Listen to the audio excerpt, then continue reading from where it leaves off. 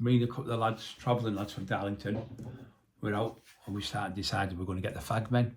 Now we had this lad who worked with the fag men and he knew every fucking fag man. Do you know them fag men who were making... I did a job, I'll tell you anyway. One was, what was he sitting there? He was from Winniebanks way, and he got threatened he was going to get taxed. But I'll give you 20 grand if you can protect me. 20 grand? You're talking like fucking 30 years ago, you're 20 grand. Fucking hell. So he said, so you give me the money, but the lads who were going to tax them were travellers, so I give them I think 8 grand, and I got 12, and I give the lad 2 grand for giving us a job, because the lad told us where they were, but they were going to tax them anyway. But we got that job, so I went over to see them, and he said to me, oh, I'll give you the money straight away anyway. I went and seen them. So they'd beat the travelling lads and threatened them. It was all planned, we were all in on it. So he knew that, because the other lad that lived in that area where he lived was a bit of a fight, and he knew they'd go to him, and that lad knew me and he'd come to me. So I give that lad he went to 2 grand, and I give the travellers 8 grand, and I think I ended up with 10 grand, but it was me who did the tax. So the travellers were going around threatening him. He's got a lad I know he was going to go to. This is how good we had to doing it. And then he'd come back to me. So anyway, he phoned us up. We went and seen him. So he phoned us when he was. I said, wait till he gets with you, and you can hear me talk to you. He's with you. So my mate Michael, good lad Michael.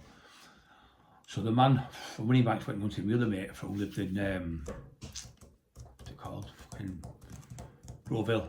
He lived in Groville. Tough lad, Michael, really good lad.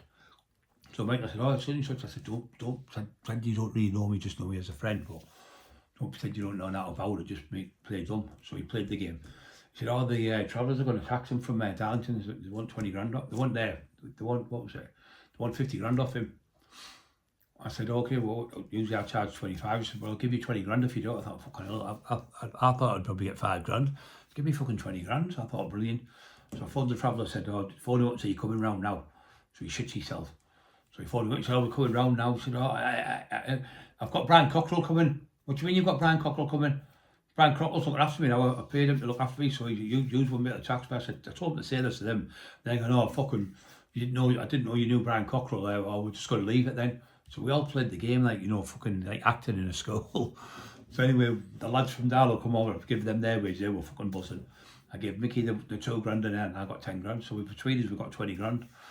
2 weeks later, he's phoned up again. Somebody else has got him. From Redcar, they've come over to get him again.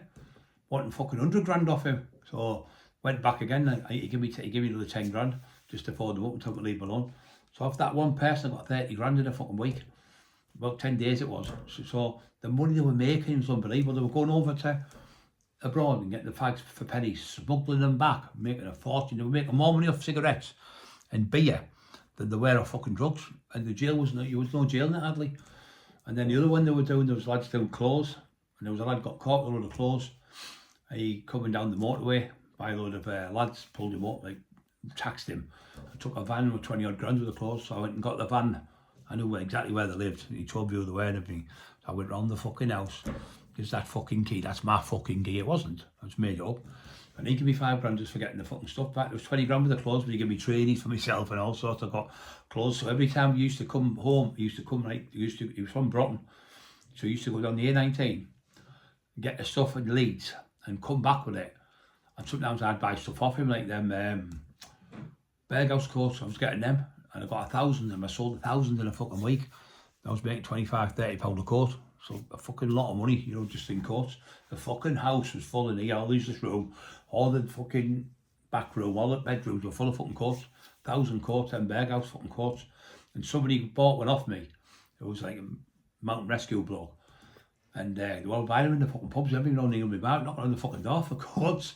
Anyway, one lad come and he said, I've got that coat there. He said, I bought the original 460 quid and the fleece 660 quid all in. So I put it in the shower, turned it on. It took about 30 minutes before it come through.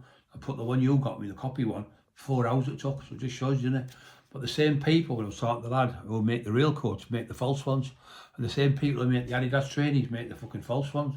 So there's no difference. The only con is the big massive companies, and that's who con you. So yeah, that's all. Another little story there in the day. So I got them clothes. I used to do them with a lad called Nigel in the Blue Wall. He used to sell all the clothes for me. I used to give them to him, and I give him another lad. I can't remember his name now. Goosey's mate. they call him big fat lad. He was a bit like the Bob Fatty, what they call him. I can't remember his name now. He had an heart attack, he went to the hole. They used to sell loads of clothes for us and that, so I used to make a fortune off clothes. I make about £5 a week off clothes, just copy clothes, but there was no law then. They couldn't take them off you. Police weren't bothered. The customs come in later on and started bringing that new law where they could take the stuff off you. So yeah, just I thought it was good for them because kids on council estates would have Adidas trainees the same as the posh kids at school, even though they were copies. They weren't getting the piss took out of them now. Obviously, the fucking £150 for a pair of fucking trainees, £300 for a tracksuit now. It's just ridiculous. But like you say, then you could pay a tenner for a tracksuit, tenner for a pair of trainees. You'd rig all your kids out for a few £100 and everyone would be happy at Christmas. You know, kids now struggling with mum and dads can't even buy a fucking uniform, it's that bad. Yeah, just another little story in the day.